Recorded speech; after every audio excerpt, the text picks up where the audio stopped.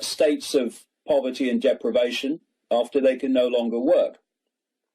Now, we call this process human life.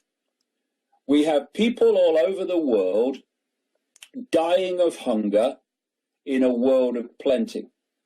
We have now 1% of the population owning, coming up to 50% of the wealth and growing all the time. We have political parties who in election campaigns, like the present one in the United States, can tell you what you want to hear, depending on the audience, tell you they're going to do this, tell you they're not going to do that, and when they get into office, they do what they said they wouldn't, and they don't do what they said they would. We have a situation where this system of what I call take, make, and throw away, all the time, take more resources, turn it into more things, sell more things, throw away more things, to worship the god of economic growth, is destroying the planet.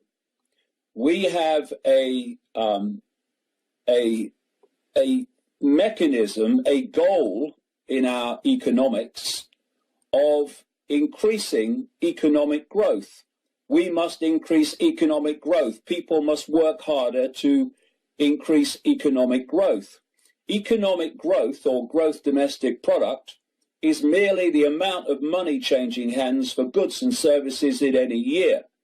This means when an oil tanker sinks and destroys pristine coastlines and beaches, that adds to economic growth because of all the money spent and services engaged to try to clean it up. All the negative things in the world that we would like not to happen, most of us anyway, that generate money being spent or handed over, is adding to economic growth, the god of the economic system. When you then look at the fact that we bomb civilian populations, as in Libya, using the excuse of protecting them from violence, you add to that, we have a medical system based on the pharmaceutical cartel, which provides the biggest cause of death in the United States and many other countries, the treatment in its many and various forms. When you put that together, when you think that people have accepted genetically modified food, which is designed and does genetically modify them, when you think that we have a situation where vaccines full of chemical toxic shite is being put into the bodies of young children at a fantastic rate while their immune systems are still forming, and that now we're moving to the point, as in places like California, etc., where this process of putting toxic shite into children is by law mandatory. When you put all of this together and so much more, this world is a madhouse. It is a lunatic asylum. So, first confirmation of sanity. This madhouse sees you as insane. So, thank goodness for that. Because if this human society and those who run it and those who manifest nonsense think I'm sane, then I'm seriously worried, because I must be saying something seriously wrong. So first of all, if you're uncovering a madhouse, not only should you expect to be called crazy, you should want to be called crazy, so you have confirmation of your sanity and the fact that you're on the right track. So if we then come to conspiracies, the definition of conspiracy, the official definition, is simply two or more people coming together to secretly conspire to bring about a particular end. On that basis, we are drowning in conspiracies. A conspiracy theory, official definition, is simply the suggestion that groups of people come together to secretly manipulate in the background to change society or make things happen that they wish to happen or change. On that basis, we are drowning in conspiracies. And of course, if you look at the background, the term conspiracy theory or theorist came into wider use thanks to a specific campaign by the CIA in the 1960s to discredit those who quite rightly were exposing and questioning the ludicrous official story of the assassination of JFK, of Martin Luther King, of Malcolm X, of Bobby Kennedy, etc., etc.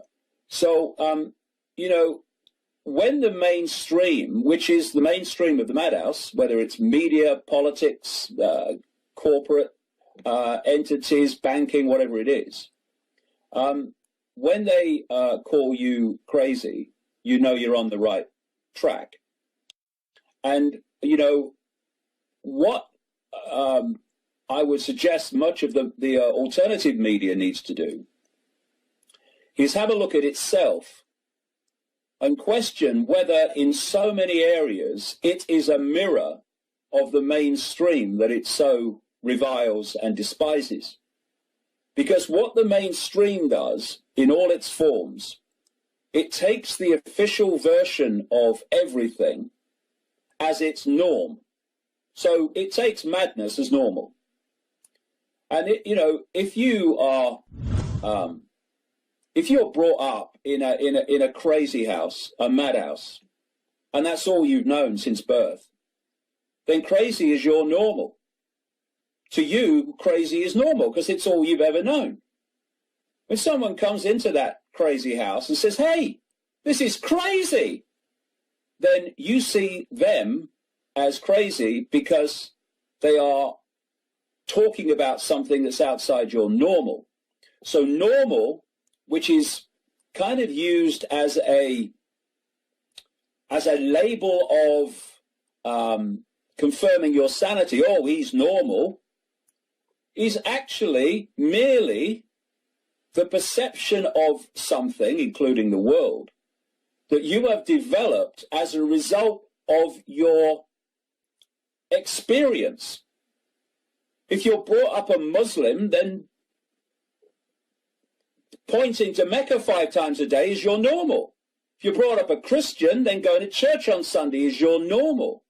It's only what you have normally experienced, normally heard throughout your life, that constitutes your sense of normal, thus your sense of what is rational, what is true, what is credible. So, the alternative media, I would suggest, also needs to look at itself and ask itself what its normal is. Because people like me who are questioning everything and seeing if it stands up to that questioning are as ridiculed by much of the alternative media as we are by the mainstream. Why? Because the mainstream has a normal. And the alternative media, a great chunk of it, also has a normal. Big part of the alternative media in America comes from the Christian perspective. So it's coming from the Christian normal. Other parts of it come from the scientific perspective of normal. So when you're questioning the official view of science, then you're not normal. And so it goes on. And this perception of normal, this attachment to your sense of what is credible based on your own normal, just creates the same prisons, the same perception prisons all over society, while using different labels and using different normals, but the process is exactly the same. I have a normal, therefore you're talking outside of my normal, you must be wrong, you're either mad or dangerous or on the make. And these are the things that people need to look at, both individually and collectively, and see how imprisoned by their version of normal that they are. Because the system works in many ways. It doesn't just have one belief system that it wants people to believe, therefore gotcha.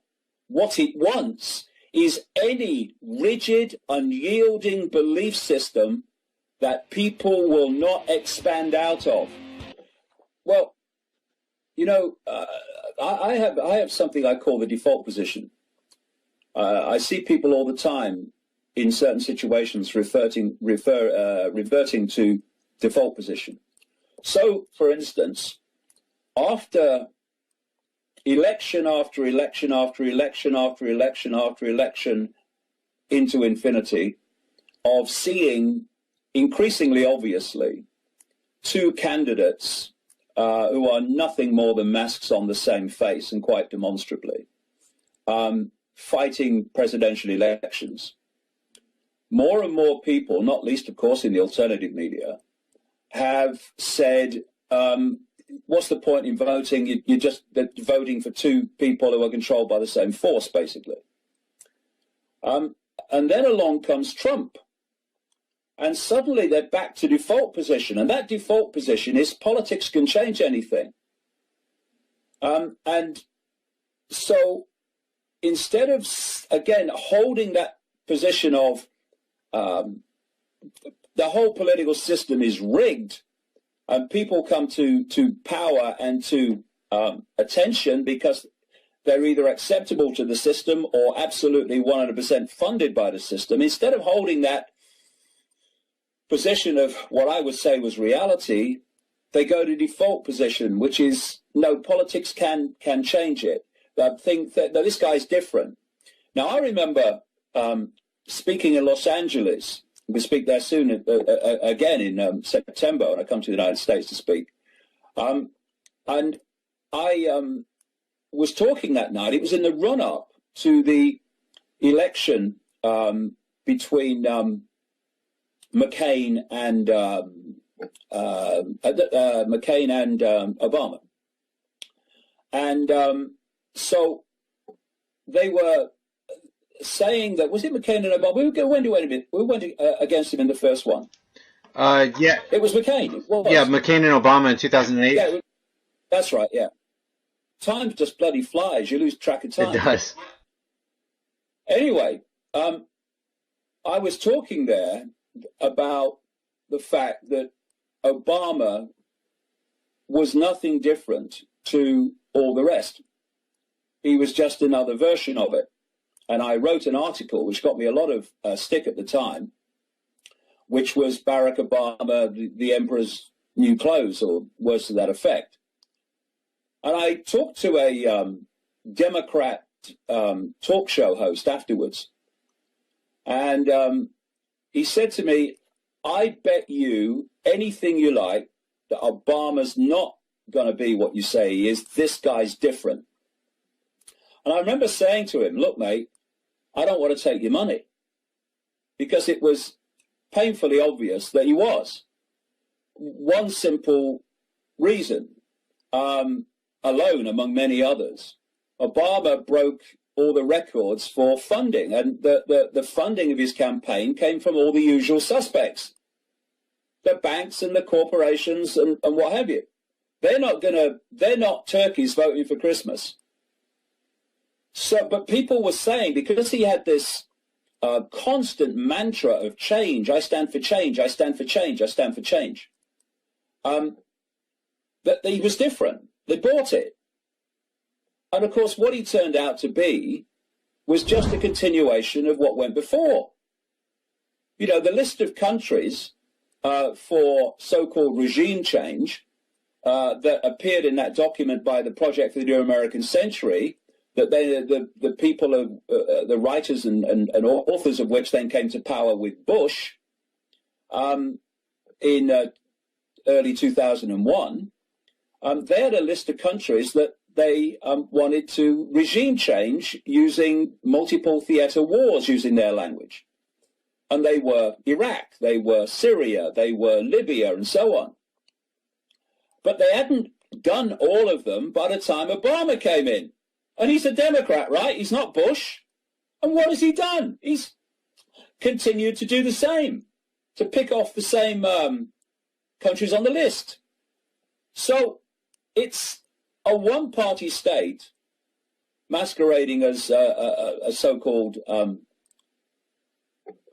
free democracy.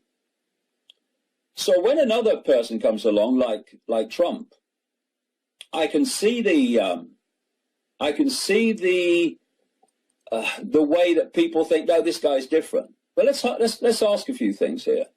First of all, it's no good the alternative media saying that, quite rightly, the whole financial system, banking system, financial system is controlled by a network of the hidden hand and creates money out of nothing on computer screens, and thus basically creates money as a debt to start with, which is the foundation of so many of the human problems and so many of the aspects of human control.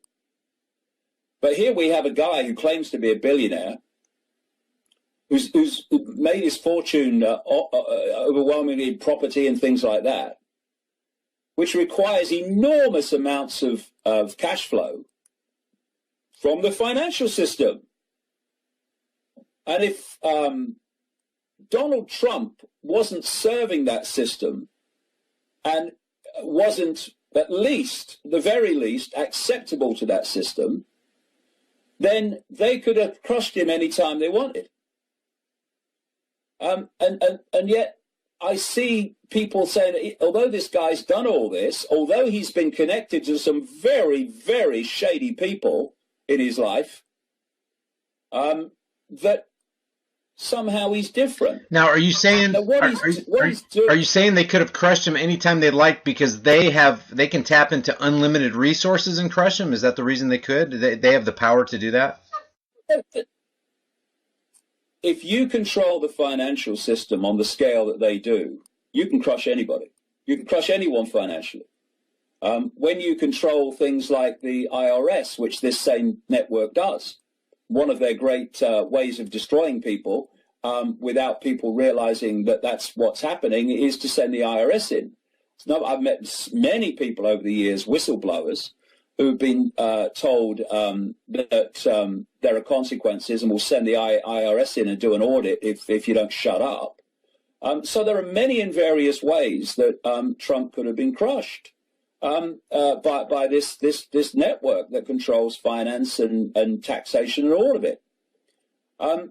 And so I think it's incredibly, in so many ways, naive to think that this guy has come out of nowhere. I mean, look back to 2008, mate, and it appeared that Obama had come out of nowhere. These people do. And at the very least, Trump is acceptable to them. And some of the things that he said about, like, for instance, killing the families of terrorists, I mean, it's just bizarre, ludicrous. And, you know, I've been researching all this now for 26 years nearly. And, you know, one of my rules is don't judge every step at the moment the step's being taken. And we're not really going to have a really sound fix on what this Trump thing is all about until after the conventions. And we see what comes out after that and which way it goes. Because the political system is totally, totally rigged. And therefore, if someone is coming through the political system and is able to fund it all, then there's a reason behind it. And that would be, and it's not just spontaneous. And that would be an automatic red flag to you, correct? It would be a red flag to me, and I'll tell you this too. There's another aspect to this that I would suggest. Because of this process over the decades of two blatant masks on the same face being put forward for you to say which one do you want, they call it choice. People have more and more become disillusioned with the political system and cease to see it as a way to change anything. And if you like, the audience for it, the credibility of it in the eyes of more and more people has been falling and falling and falling. They need to shore up this political system so it stays in place to continue to do what it's done all along, which is put puppets in power. So when you had Obama come in, the selling point of difference was first black president, first black president. See, it's different, first black president. Now they're talking about Clinton being the first woman president. Oh, yeah, Hillary, first woman president. You've got Donald Trump. Oh, no, he's an outsider. He's a renegade. He's a rebel. And it seems to me akin to a stage show in a theater that started to lose audience. Not as many people are coming. So you get around a table and you think, how do we get people in? What gimmicks can we use? What methods can we use to entice people in so we fill the seats? And in terms of a focus on the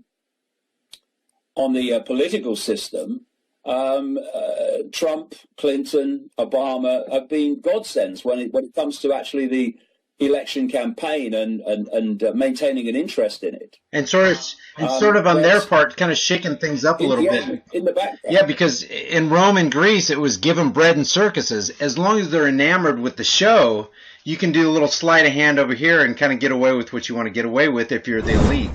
Yeah, well, exactly that. And, you know, what we've had recently with the trouble at the Trump events with people protesting and Trump supporters hurling abuse back, the abuse going both ways and stuff. I put a picture on my website when that happened, and it was a line of puppets with strings attached, and that's what the system wants. It's classic divide and rule. People are being manipulated to hurl abuse at one group of their fellow Americans, and abuse is coming back to their group of Americans. And it's over a complete irrelevance, in my view. An irrelevance because in the end, whoever gets into the White House, what the elite want will happen unless the people stop it.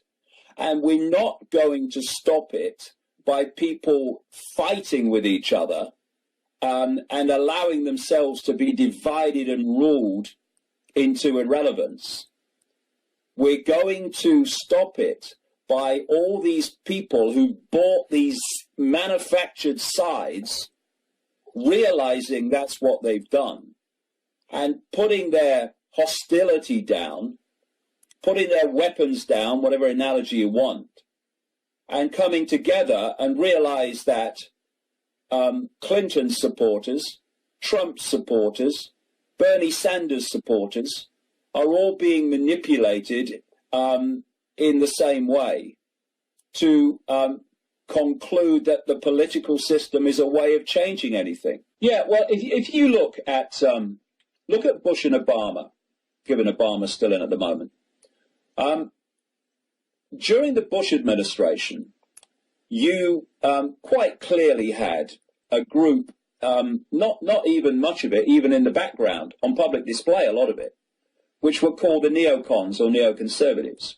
They were the people behind the Project for the New American Century document, which said we want this to happen, and they came to power with the Bush administration, and what happened? It happened. And it's continuing to happen under Obama. Referring to 9/11 there. Yeah, exactly. Referring to 9/11 on the PNAC document, is that true? Yeah, I'm referring to 9/11, where they said in this document to justify and get basically public support for all these regime change wars that we won. We need a new Pearl Harbor. And of course, 9 months after they came to power, 1 year to the month after that document was published, they had their new Pearl Harbor, indeed what Bush called the Pearl Harbor of the 21st century. And as a result of that, they've been able to justify a so-called war on terror, which is actually just a war of terror, and to go into these list of countries that document contained. But the neocons have an equivalent in the Democratic Party, which I call the democons. It includes people like Zbigniew Brzezinski, etc. The Clintons are in there, George Soros, these sort of people. And they are the neocon organizers and handlers of the president in the Democratic Party. The key thing is that if you go to the next level or the next depth of this structure, the neocons and the democons answer to the same master, the same force. Thus, whoever's in power, be it a Democrat president or a Republican president, that force is always in power. And it's that force that's driving the agenda. And that's why, for all the record-breaking number of times that Obama used the word change in the run-up to his first election, he's just been business as usual. And it's that force, that network behind the two parties, same happens in Britain, that people need to focus upon, because they're quite happy with people fighting over whether it will be this puppet or that puppet, because that focus means that people are actually accepting that if they vote for that puppet as opposed to that puppet, the outcome will be different. Once you realize this other network controlling both exists and what its agenda is, suddenly you realize it doesn't matter which one you vote for, because the agenda of the hidden hand is always going to be played out through the president. And so Trump appears to be a renegade of this system, a spanner being thrown in the works. And what this is doing is attracting a lot of people that think, hey, this is a way for a different politics that's outside this control system politics that we've become used to and have become, the normalcy. The normalcy that you had alluded to earlier. It's their way to break out of their normalcy. Yes, to a new version of the normal, because there's no way that Trump actually, funnily enough, is a classic politician in the sense that he'll say something for effect, and then at some point he'll say something else. And when you look at some of the statements he's made over the years about his own wealth, his own background, his own business prowess, what he owns, and etc., and people who've done the research into the background have found so much of what he's claimed, even in relation to his own life, his own business background, has turned out to be fundamentally untrue. So if someone's going to do that in those subjects, is he going to tell the truth when he's trying to attract support for political office? Of course not. He's going to say what he thinks will be most effective to attract the kind of constituency that he's looking for. Just as Barack Obama said a lot, just as actually, funnily enough, Hillary Clinton is now, to attract the black vote and the Hispanic vote. But then you look at his 8 years. Has Obama helped the lives of black people? No, not overwhelmingly, because the people who control him couldn't give a damn about black people. They couldn't give a damn that Barack Obama is black. That, to them, is just a vehicle for selling the show, if you like, and keeping people interested. They couldn't give a damn. You know, by their actions shall ye know them. If Barack Obama had spent the last 8 years changing things for the benefit of black people and the black poor and the white poor and the Hispanic poor, etc., etc., and those who have been crushed by the system, if he had been trying to support middle class, the version of middle class you have in America is slightly different to our middle class here, but the middle class of America, whether it's white, black, Hispanic, whatever, then you'd hold your hand up and say, hey, you know, you're doing what you said you'd do. But he hasn't, because this is the process. I mentioned it earlier. During the election campaign, you tell people, particularly the people that whose votes we're going to get you in, you tell them what they want to hear. They vote for you. Then you do what was going to happen all along, which is invariably not what you told people that they wanted to hear. I think it's very sad, I have to say, and sad is the word, that I'm seeing that so much of black America is supporting Hillary Clinton. Hillary Clinton could not give a damn about those people. But because she's trying to get the Democratic vote, she has to tell them what they want to hear to get their support, to get in office, to then do not as she likes, but as those behind her like. And I would call Hillary Clinton evil, except that I would expect to be sued for defamation of character by evil. I've been tracking this lady and her background now for 25 years. This lady should be in jail and the key thrown mid-Atlantic. Instead, she is running for office and is very possibly going to be the next president of the United States if she can keep at bay all that there is to come out about her. Now, let's think about that.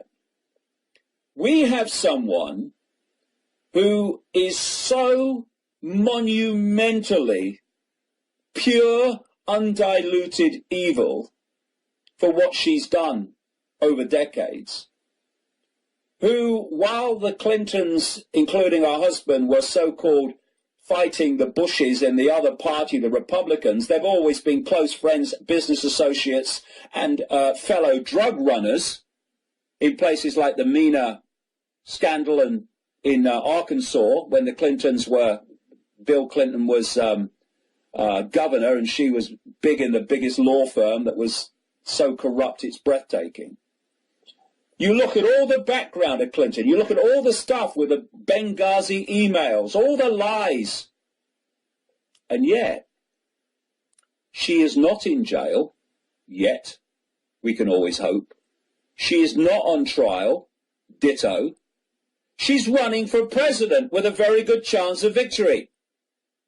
Now, you tell me, people, that a system that is so stitched up that a criminal of her global historic magnitude can be running for president instead of running around the exercise yard in a top security prison, and yet, that same system would allow Donald Trump to get this far if he was unacceptable to that system. Not in my reality. That's all I can say. Not in my reality. Let me just change kind of the tenor of this, but kind of stay on the thing that you were talking about as far as elections. In 2008 and 2012, there was a guy who ran for the presidency named Ron Paul. Now, I had personally met Ron Paul and had a couple of discussions with him. He was operating under the Republican platform, but he was clearly a libertarian who was coming out against the Federal Reserve and all the government indiscretions. As a matter of fact, he had a little placard on his desk in Congress that said, "Don't steal. The government hates competition." So he was always putting the spotlight on government. What's your take on Ron Paul? Well, how do you feel about him and what his ideology was? Well, you look at Ron Paul, who was coming from more the Republican perspective, and you look at Bernie Sanders, who's coming from more the Democrat perspective. And in many ways, they're similar in this way. They are saying things that are demonstrably true about the banking system, about the inequity of the system, about the corruption of the system.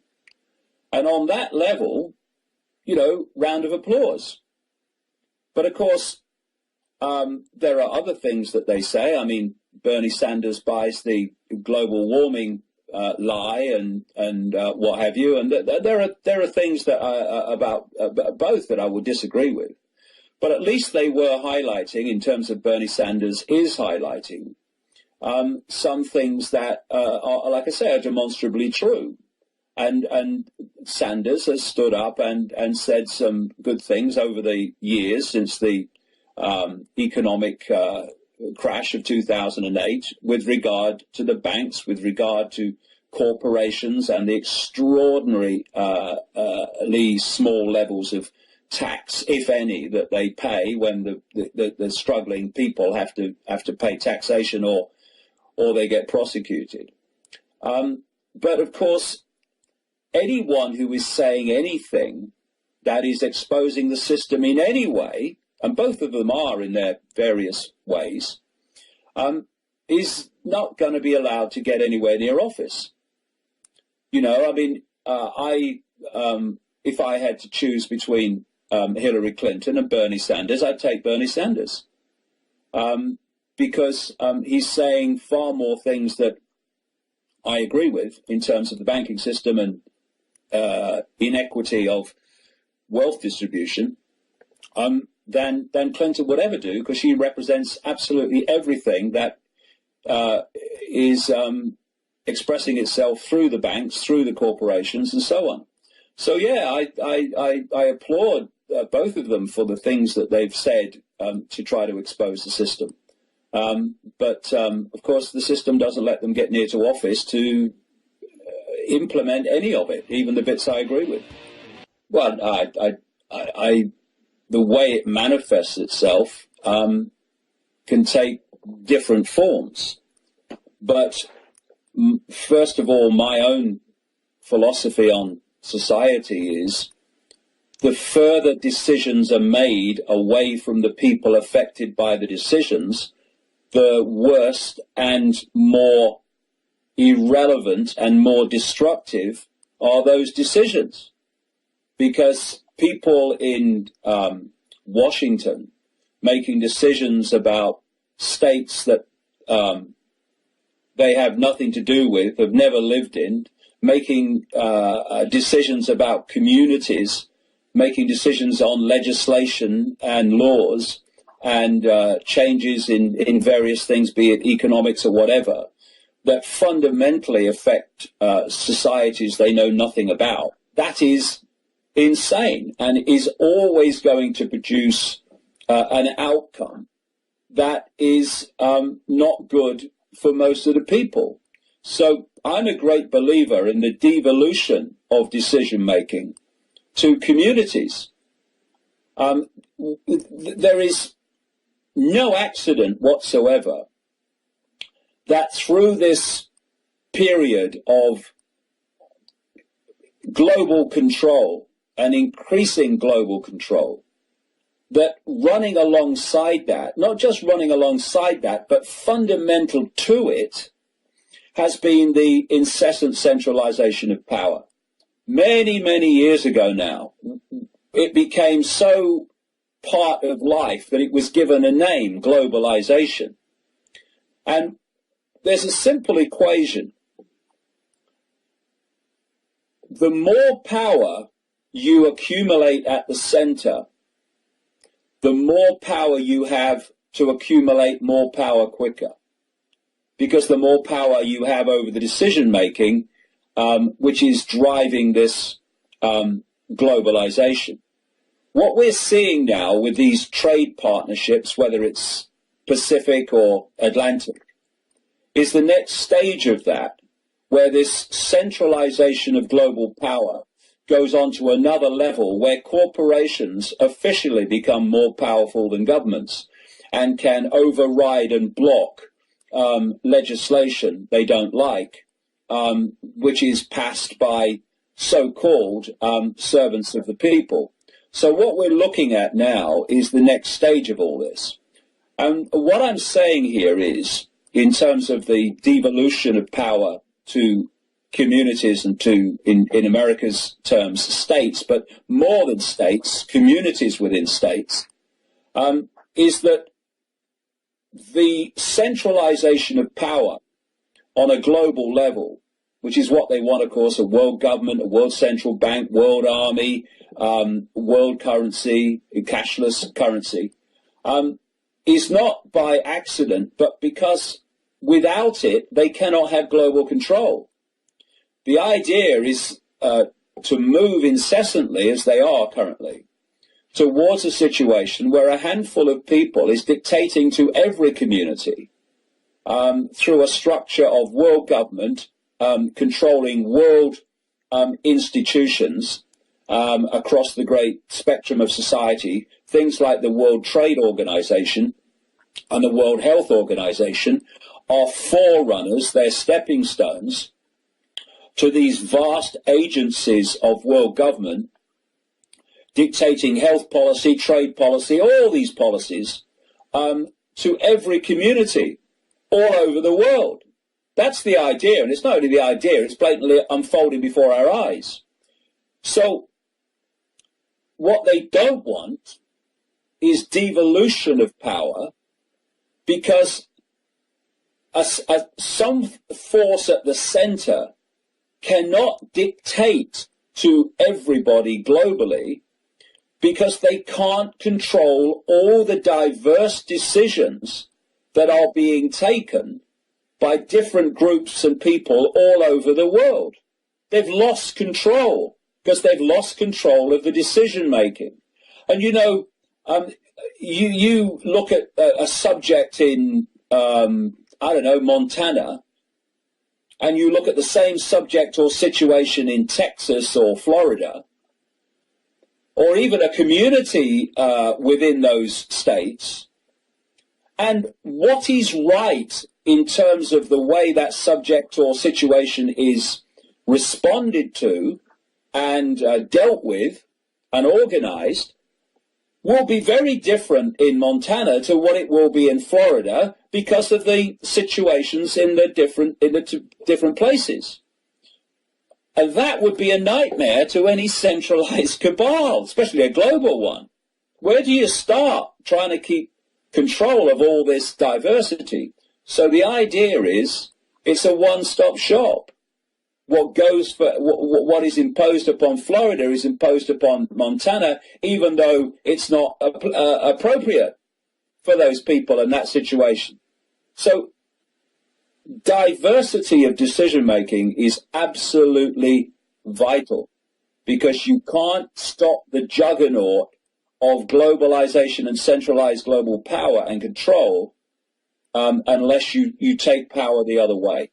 And that's why central government in Washington, in the United States, is constantly trying to override states, constantly trying to take over powers from states and turn it into a federal, centralized, this is how it is for everybody. And of course, there's a wonderful example of that with Common Core. What Common Core is about is a common educational curriculum stroke way of doing things dictated to everybody in the United States. And, you know, I've spent an enormous amount of time in the US over the years, spent months there at a time, a number of times, many times. And as an outsider, the United States, in its true essence, is not a country. It's a grouping of countries, because the states are certainly, when I first started going to the United States, states had their own diversity. They had their own way of doing things. They had their own uniqueness. They had their own, in many ways, their own culture. And the more that I've come to the United States, as an outsider who's not there all the time, I can see the difference when I come in. Not only has it become staggeringly more authoritarian, not least coming through airports and stuff, but I'm seeing the diversity being diluted. And of course, that's what they're doing in Europe. They don't want diversity. Diversity is different.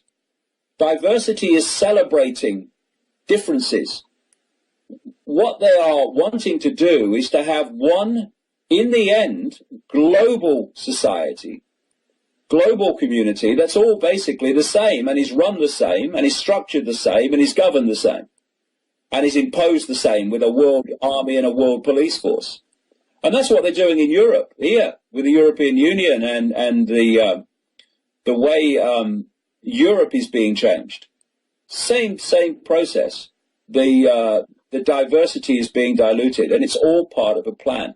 And so, you know, what we need to do is go the other way, giving more and more power to communities to decide their own destiny and their own way of doing things, to celebrate and glory in diversity of culture, diversity of ways of doing things. That's what we are. We're a human race, but we're not supposed to be clones of each other. We're supposed to be unique expressions of humanity, celebrating the diversity of possibility, the diversity of thought, the diversity of ways of doing things. But that is it's the worst nightmare to tyranny. You look at whether it's communism, whether it's fascism, what happens? They want to build societies based on uniformity. And what we need to do is go the other way. David, you have a tour coming up called the Worldwide Wake Up Tour. Before we talk about that, one of the controversial topics that people pin you to the wall as a lunatic for is the topic of the reptilian race. And I just wanted to read this real quick. You believe that there's a predator race which takes a reptilian form. They're feeding off humanity. They've turned humanity into a slave race, and they demand human sacrifice, which is where Satanism comes from.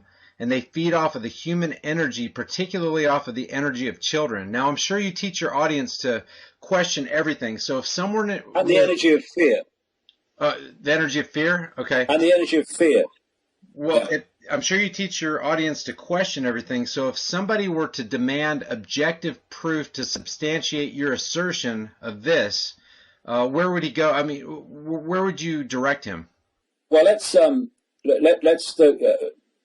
look at one word: teach.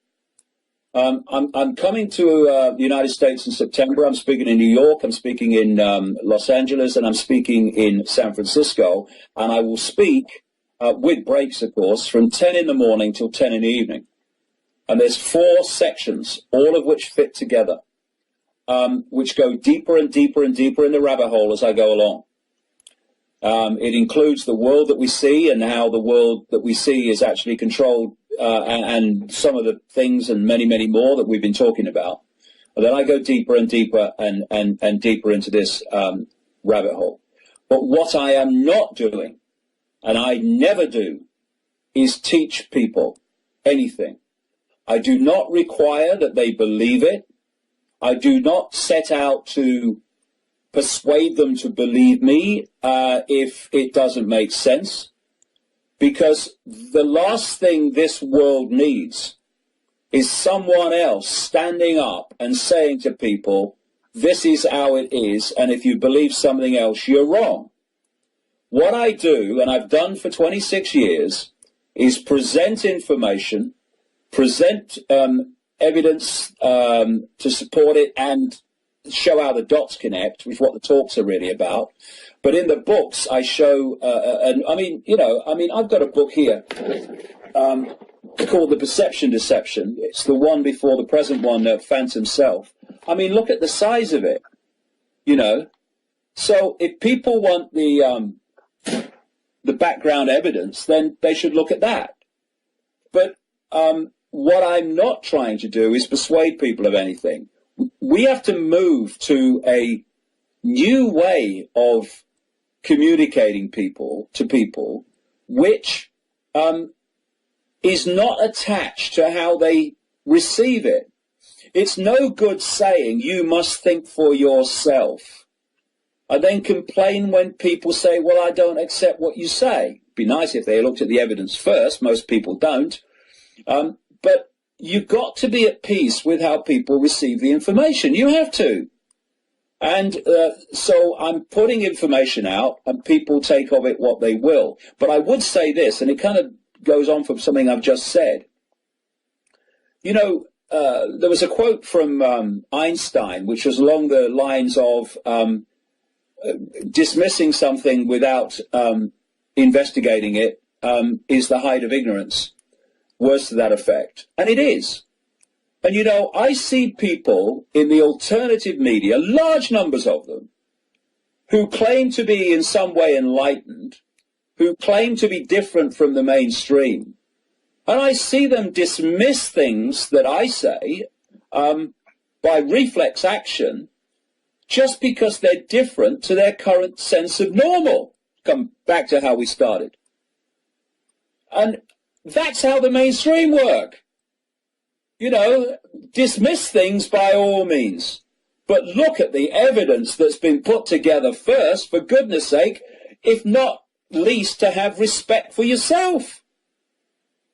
But the way people, I mean, you know, you look at the things through history where someone's come out and said something and it's been dismissed. They've been crazy, they've been mad, they've been dangerous. And then with the hindsight of the passage of what we call time, people realize in later generations that actually the person who was ridiculed was actually right. And what happens then is people say, God, it was, excuse me, so obvious what the guy was saying. It's so obviously bloody true. What were they doing